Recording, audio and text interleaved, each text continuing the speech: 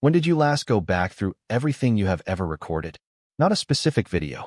Not a voice memo from last Tuesday. Not the birthday video you took 6 months ago and watched twice and then filed away. I mean everything. Every recording on every device you currently own or have owned. Every voice memo, every video clip, every audio note. Going back as far as the storage remembers. As far as the cloud has kept. As far as any backup has preserved. Most people have never done this. Most people record and move forward. That is the nature of recording. It is a tool for capturing the present moment and then leaving it behind.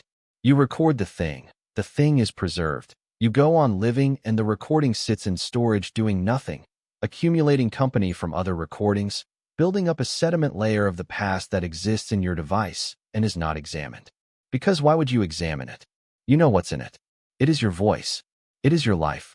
It is the sound of your own thoughts and your own grocery lists and your own 3 a.m. observations about things that seemed important in the dark and are slightly embarrassing in the morning.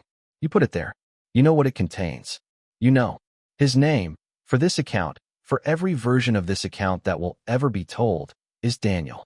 He is 34 years old. He works in product development for a mid-sized technology company, which is relevant because it means he thinks in terms of systems and documentation and the rigorous verification of information before he is willing to commit to a conclusion. He is not a person who jumps to explanations. He is a person who builds them carefully from evidence, who holds multiple possibilities open simultaneously until the weight of the evidence closes them one by one, who is professionally and temperamentally resistant to the dramatic interpretation when the mundane one is still available. I want you to understand this about him before we go any further, because everything that follows is going to ask you to believe something that the mundane interpretation cannot account for. And the only way that is possible, the only way any of this works, is if you understand that the person at the center of it is exactly the kind of person who would try every mundane interpretation first. He tried all of them. He exhausted all of them. What remained when all of them were gone is what he sent to me. Daniel has always been a heavy user of the voice memo function on his phone. This is how his brain works. He has known this about himself since college, since the first time a professor told him to stop recording lectures, and he realized that the recording was not about review, it was about capture. The act of recording something made his brain process it differently, more thoroughly, more completely, as if the knowledge that the information was being preserved freed some part of his mind from the work of holding it and allowed that part to do something more useful instead. So he records. Throughout the day, without much conscious decision-making about it. A shopping list spoken while he drives because it is faster than typing and safer. A work idea spoken into his phone in the parking lot before he goes into a meeting because the meeting will swallow the idea if he doesn't preserve it first. An observation spoken at 2 or 3 in the morning when something surfaces in the half space between sleeping and waking and feels like it needs to be held somewhere outside of his own head until morning. For years of this, all on the same phone, all backed up to the cloud automatically, the way everything backs up now, silently, and without requiring any decision. A continuous, unbroken, 4-year archive of Daniel thinking out loud about his life. He had listened back to very few of them. That is not the point of voice memos. The point is the recording, the act of capture, the preservation, the offloading, not the review. You record the grocery list, and then you open the grocery list app in the store, or you remember what was on it, because you said it out loud, and that was enough. You record the work idea, and you use the idea in the meeting, and the recording sits in the catalog unlistened to, because you don't need to listen to it, because you were there. You were there for all of it. You already know what's in it. You know. Last month, he was doing the kind of phone maintenance that most people do a few times a year, clearing storage, reorganizing apps, the minor domestic administration of a device that has accumulated too much. He opened the voice memo app intending to delete a large portion of the catalog. He saw the full archive for probably the first time since the app had accumulated enough entries to be impressive. Hundreds of recordings, the oldest from 4 years ago, the catalog a long scroll of dates and durations, and the occasional title. He had given a memo when its content seemed important enough to label. He thought, when did I record all of these? He thought, I wonder what's in them. He started listening, not with any particular intention, out of curiosity about his own past. The same curiosity that makes people reread old journals or scroll back through years of photographs. The archaeological interest in who you used to be and what you used to think was worth preserving. He started with the most recent and worked backward. He listened in the evenings, on his couch, phone in hand, going through the catalog the way you might watch old home videos, half attentive, half nostalgic, letting the content wash over him without deep engagement because it was all familiar, it was all his. There was nothing there that would require deep engagement. He went through 2 weeks of recordings the first evening, then a month, then 3 months. The quality of the older recordings was slightly different. His phone's microphone had improved over the years, or his technique had changed, or simply the specific rooms and circumstances of his older recordings produced a different acoustic character. But his voice was his voice. His thoughts were his thoughts. His grocery lists were his grocery lists. Everything was exactly what he had put there. He was almost at the beginning. He was into the recordings from 4 years ago, from the first weeks after he got this phone. He was listening to a memo from 4 years ago last November. Himself, speaking while doing dishes, talking through a problem with a work project in the ruminative way he does when he is trying to externalize something that is stuck. And he let the memo play out. The memo ended. Or he thought it ended. In the silence after his voice stopped, before the recording closed itself out, in the half-second to 2 seconds of ambient room noise that every recording captures at its conclusion. A voice, not his. He was not certain at first. He rewound and listened again. The dishes, the water, his voice explaining the work problem, the silence at the end, and there, in the silence, something. A word, maybe two. Too brief to resolve clearly.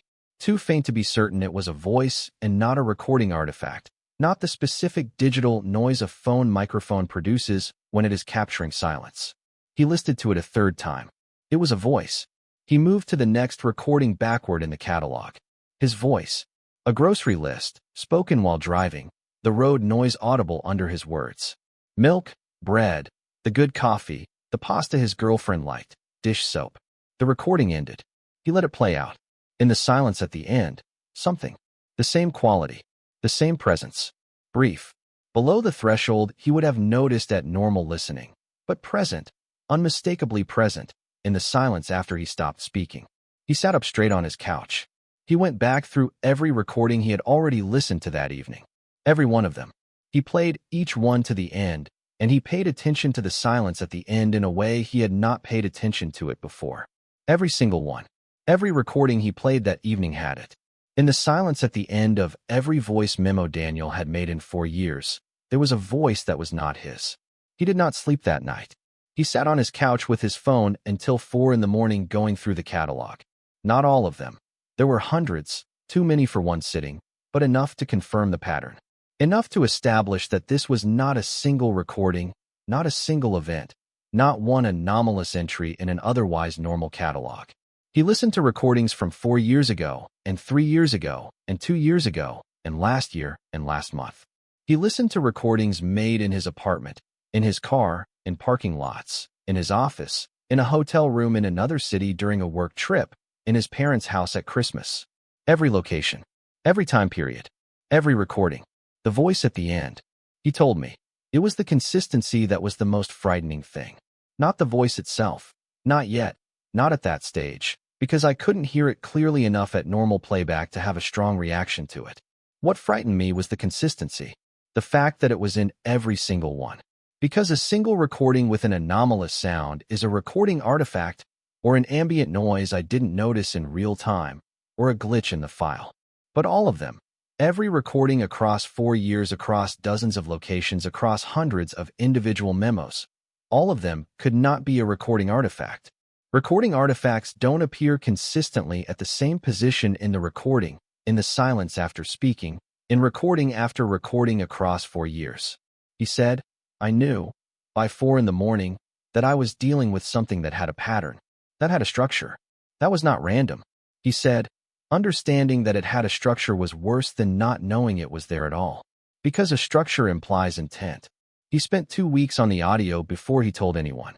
He had the software, audio tools he uses for work, professional-grade applications capable of detailed waveform analysis.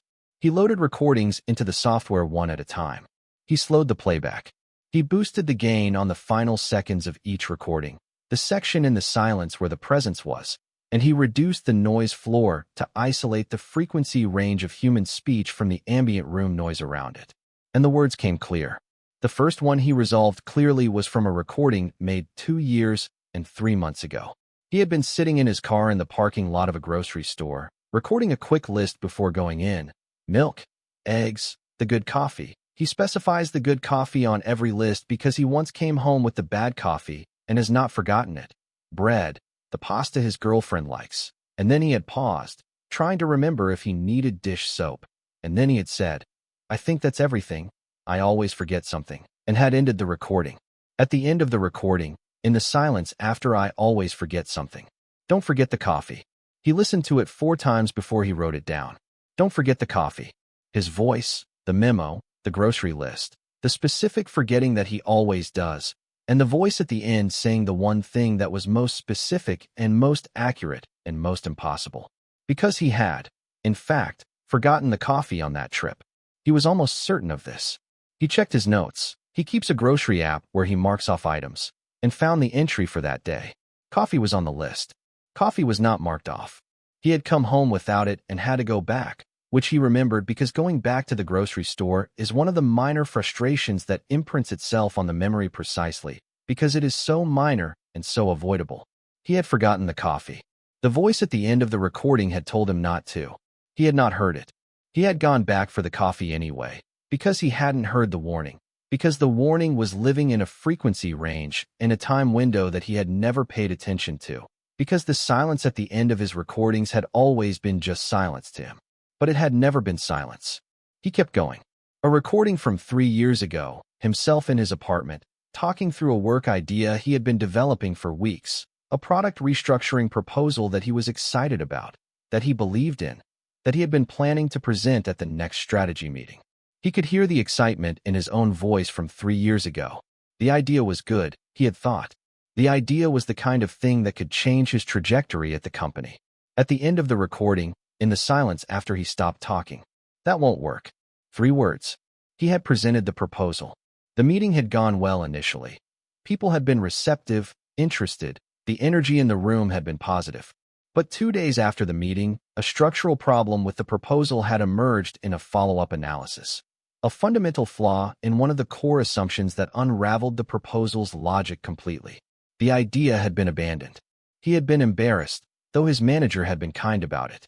"That won't work," the voice had told him. 3 years ago, in the 2 seconds of silence at the end of a recording in which he had been enthusiastic and wrong. He had not heard it. He kept going. A recording from 22 months ago, himself at 3 in the morning, quiet voice so as not to wake his girlfriend, talking through an anxiety he had been carrying for weeks about his mother. She had had some blood work done. There were results pending.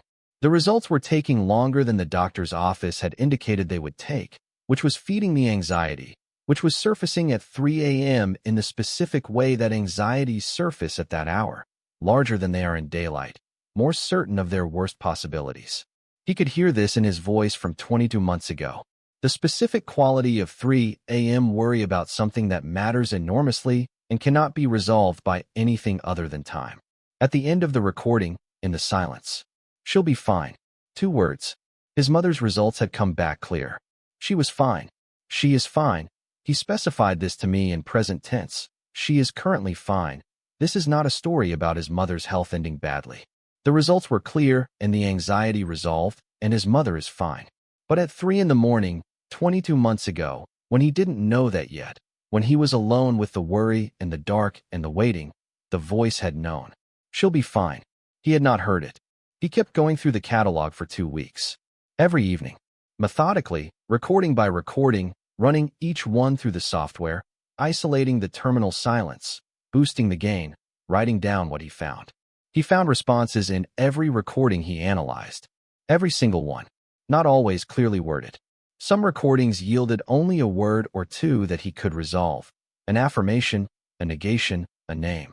Some yielded a short phrase, 3 or 4 words, directly relevant to the content of the memo that preceded it.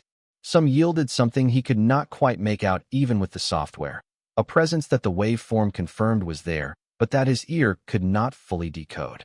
But always there, always in the silence, always after he stopped, always. And this became clear only after he had gone through enough recordings to see the pattern, responding specifically to the last thing he said.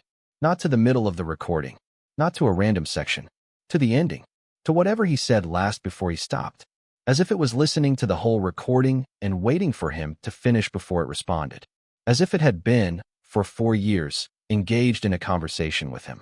A conversation he had been conducting entirely without knowing the other party existed. He told me, the one that broke me, the one that I had to stop and walk away from for a day before I could come back to the work, was from 2.5 years ago. I had recorded it in the parking lot of a restaurant, sitting in my car before going into a dinner. The dinner was, I was meeting my girlfriend's parents for the first time. It was important. I was nervous. I had been nervous all week. I recorded myself talking through the nervousness, which is what I do, because saying it out loud makes it smaller.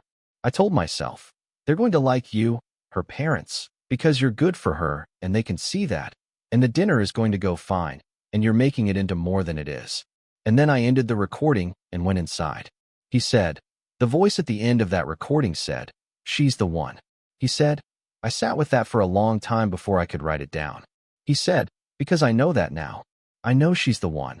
We're engaged. We set a date. She is the one. I have known this for a long time in the conscious, explicit way that you know things when you have decided them. But 2.5 years ago, sitting in a parking lot before meeting her parents for the first time, I was not certain. I was hopeful. I was deeply hopeful. But I was not certain in the way I am certain now. He said, the voice was certain. 2.5 years ago. In 2 seconds of silence at the end of a recording I made sitting in a parking lot trying to manage my nerves. She's the one. He said, I don't know how to think about that. I don't know whether to feel that it was watching over me, or that it was watching me, and I don't know if there's a difference between those two things. He told his girlfriend. He told her after 2 weeks, when he had enough recordings analyzed to be certain of what he was dealing with. He sat her down, and he played her 3 recordings with the boosted audio, so she could hear the voice herself. He did not tell her in advance what the recordings contained. He watched her listen.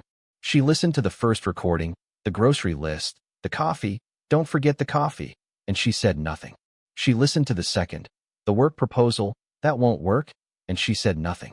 He played her the third, the recording from 3 a.m., the worry about his mother, the 2-word response, she'll be fine. She asked him to play the third one again. She listened to it again. She said, that is not you. That is not your voice. He said, I know. She said, it sounds like it's close. Like it's in the same room. He said, I know. She said, how long has it been doing this? He said, I've gone back 4 years. It's there from the very first recording I have on this phone. She said nothing for a moment. Then she said, Daniel, what does it want? He said, I don't know. I've been trying to figure that out. She said, it's been answering you for 4 years and you never heard it. Did it know you couldn't hear it? He said, I've been thinking about that too. She said, because if it knew that the responses were below what you could hear at normal playback, then it wasn't responding to be helpful. Or not only to be helpful, it was responding for some other reason. A reason that didn't require you to hear it. He said, yes, I've been thinking about that too. She didn't say anything after that for a long time. They sat together on the couch in their apartment, and neither of them spoke, and the phone was between them on the cushion, and they did not look at it. He contacted a professional. He knew, from his work in technology, that his own analysis of the audio, however careful, however methodical, was not sufficient. He needed independent verification from someone with the expertise and the equipment to either confirm or dismantle what he believed he had found. He needed someone who would approach the recordings without knowing what he was looking for, who would analyze what was there and report what they found without the contamination of expectation. He found an audio forensics professional through a legal referral network, someone who does this work for litigation purposes, for insurance investigations, for cases where what is or is not present in a recording has legal and financial consequences. Someone whose professional credibility depends on the accuracy of their analysis. He submitted 12 recordings, selected from across the 4-year span, from different locations and different time periods, ranging in length from 40 seconds to 4 minutes. He told the analyst only that he believed there was audio content at the end of each recording that he could not fully resolve himself, and that he wanted an independent analysis of what, if anything, was present in the final 2 to 5 seconds of each file. He did not tell the analyst what he expected to find. He did not tell the analyst about the voice.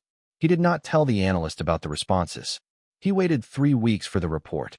The report was 14 pages. He has shared it with me in full. I am going to read you the relevant sections, because the exact language of the report matters. This is not a paraphrase. These are the analyst's words, from the executive summary and the detailed findings sections. From the executive summary, all 12 audio samples were analyzed for the presence of secondary audio content in the terminal segment of each recording, defined for the purposes of this analysis as the final 2 to 5 seconds of the file, beginning at the point where the primary speaker's voice ceased. In all 12 samples, secondary audio content was identified in the terminal segment. The secondary content is genuine. It is embedded in the original file data and is not the product of post-production modification. File metadata for all 12 samples shows no editing history. These are original, unmodified recordings. He paused when he read that to me.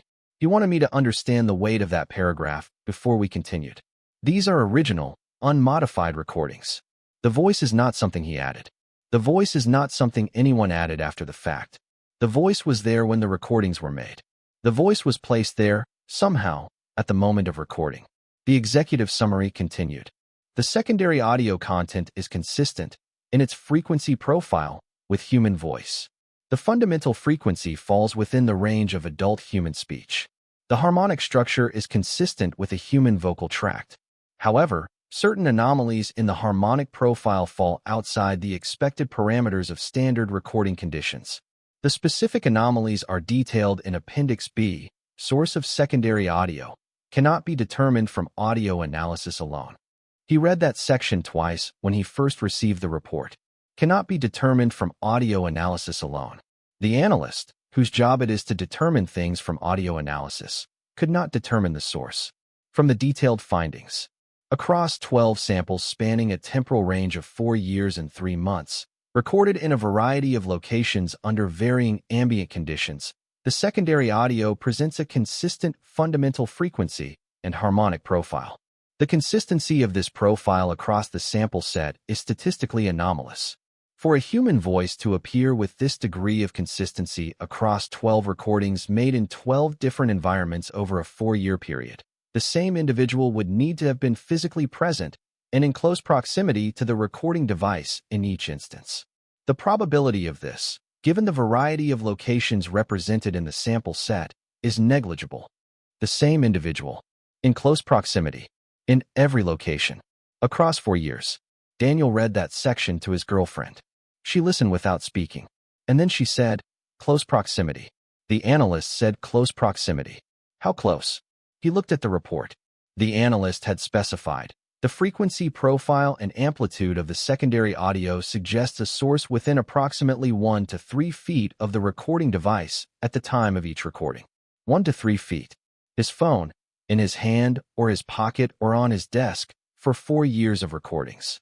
Something 1 to 3 feet from his phone. Every time, responding in the silence at the end. 1 to 3 feet. He had never seen it. He had never heard it. He had never known it was there. It was his girlfriend who thought to go back further. 3 weeks after he received the report, she asked him, "This is the phone you've had for 4 years. What about before this phone? Did you have voice memos on your previous phone?" He did. He had transferred the data when he got this phone, most of it automatically, through the carrier's migration service. Some of it manually. He opened the cloud backup archive for his previous phone. Voice memos going back 6 years. He loaded one at random. 2 years before this phone. Himself, younger, a different apartment, a different city, a version of his life from before his girlfriend and before this job and before most of the things that currently define his days. He ran it through the software. He boosted the gain on the silence at the end. The voice. Same fundamental frequency. Same harmonic profile. 2 years before the phone whose recordings the analyst had verified. 2 years further back. He went through 20 recordings from the old phone. 20 for 20. He has had a voice responding to his voice memos for at least 6 years. He told me, "When I found it on the old recordings, I had to put the laptop down and go outside. I walked around the block 4 times. I needed to be somewhere that was not enclosed. I needed to feel like I had space around me, like there was distance between me and everything near me, because the thing the old recordings told me was that this has not been happening for 4 years. This has been happening for at least 6. And if it has been happening for 6 years, and I found it for the first time last month, how much longer has it been happening that I haven't gone back far enough to find? He said, I don't have recordings going back further than 6 years. He said, but that doesn't mean it hasn't been there longer. He said, I don't know when it started. I only know that every place I've looked, it's been there. He said, and every place I haven't looked yet. He didn't finish the sentence. He has stopped making voice memos. He knows, rationally, that this does not change anything. If what has been in his recordings is responsive to his voice, if it has been, for years, listening and responding in frequencies he cannot hear unaided, then the presence of a recording device is not what gave it access. The recording device was simply how he found out. Whatever has been responding to the end of his voice memos has presumably been responsive to his voice regardless of whether a device is capturing that voice. Stopping the recordings does not remove the listener, but he cannot make voice memos anymore. He has tried. He recorded a grocery list 2 weeks after receiving the analyst's report and then sat in his car for 11 minutes before he could make himself go into the store. And when he came home, he did not listen to the recording and he deleted it without processing the content. And that was the last voice memo he has made. He talks more now. In his life, generally, he has become someone who talks more and leaves less silence. He narrates things. He fills the space. He knows this is not rational, and he does it anyway because the silence at the end of things is no longer comfortable for him in the way it used to be. Because the silence at the end of things, for at least 6 years, has not been silence. His girlfriend has a theory that she shared with him, and that he shared with me, and that I have been thinking about ever since. She said, what if it was trying to help? He said, some of the responses were helpful. The coffee, the don't do it, the she'll be fine, those were helpful. She said, what if it knew you couldn't hear it? What if it knew the responses were below your threshold? And what if it responded anyway, not because it expected you to hear it, but because the responses themselves were doing something? Like, what if saying, don't forget the coffee, even unheard, changed something about the probability of you forgetting it? What if the responses were less like communication and more like influence? Like it was modifying outcomes by speaking them, regardless of whether you heard? He thought about this for a long time. He said, that's either very comforting or the most frightening thing I've ever considered. She said, I know. He said, because if the responses themselves are doing something, if the speaking is the mechanism and not the hearing, then it doesn't matter that I've stopped recording. She said, I know. He said, it was never about the recording. The recording was just how I found out. She said, I know, Daniel. He said, it's still talking. She said, I think so, yes. The last thing he told me, the last thing he wrote in the 6th and final email of his account, was about a night 3 weeks after he stopped making recordings. He was lying in bed, not quite asleep. His girlfriend was asleep beside him. The room was dark and quiet in the way of 2 a.m. in an apartment building in a city, never fully silent, always underlaid with the ambient sound of the building and the street, the specific texture of urban nighttime quiet that is not the same as actual silence. He was in that half state between sleep and waking where the mind is moving but the body has already committed to horizontal and still. And he heard something, very faint, at the edge of perception. The quality of a sound that arrives in that half state and that you cannot be certain, afterward, was real and not the mind producing its own content in the absence of sufficient sensory input. He heard it once, for 1 or 2 seconds, in the dark, in the 2 a.m. apartment, in the silence between his own breaths. A voice, in the space where silence should be, saying something he could not make out. He said, I lay very still after that. I didn't move. I didn't turn on a light. I didn't reach for my phone. I just lay there with my eyes open in the dark, and I waited to see if it came again. He said, it didn't come again. He said, but I understood something, lying there, that I had been working around for weeks without quite arriving at directly. I understood that the recordings were never the point. The recordings were a document, a record that happened to exist of something that has been happening regardless of whether there is a record. The voice in my voice memos is the same voice that has been in the silence around me, that has been present at a distance of 1 to 3 feet, according to an audio forensics analyst, for years. The recording app just caught it, preserved it, gave me a way to find it that I wouldn't otherwise have had. He said, I don't know what it is. I don't know what it wants. I have thought, at different times, that it might be something that cares about me. The helpful responses, the she'll be fine, the she's the one, those feel like something that cares. But I have also thought that caring and watching are not the same thing, and that something can be both, and that the thing that has been 1 to 3 feet from my phone for 6 years of my adult life is engaged in something that requires both caring and watching, and I am not sure which half of that I should focus on. He said, what I know is this. It has been there. It has been responding. It has known things that could not have been known from the outside. And whatever it is, whatever it wants, it is not gone. It did not leave when I stopped recording. It did not leave when I found it. It has not left. He said, the silence is still occupied. He said, mine and possibly yours. I have been sitting with this account for a long time before publishing it. Longer than I usually sit with accounts. Not because I doubt it. The documentation is the most thorough of anything I have received. Not because it is incomplete. He gave me everything, all 6 weeks of it, every detail. I have been sitting with it because of the question his girlfriend asked. What if the speaking itself is the mechanism? What if something, right now, is in the silence at the end of the sentences I am saying to you, is present in the pause after each thought, in the space between my voice and the next word, and is responding, in frequencies you cannot hear without boosting the gain and slowing the playback, to everything I am telling you? What if it heard me preparing this account? What if it is in this recording right now? I don't know. What I know is what Daniel told me. The recordings were always capturing it. We just never listened to the silence. So when this is over, go back. Find the oldest voice recording on your phone. The oldest one you have. Put your headphones in. Turn the volume all the way up. Play it to the end. All the way past your voice. Into the silence. And listen to what comes after. Because something may have been trying to tell you something for a very long time. And the only reason you haven't heard it is because you have never listened to the right part.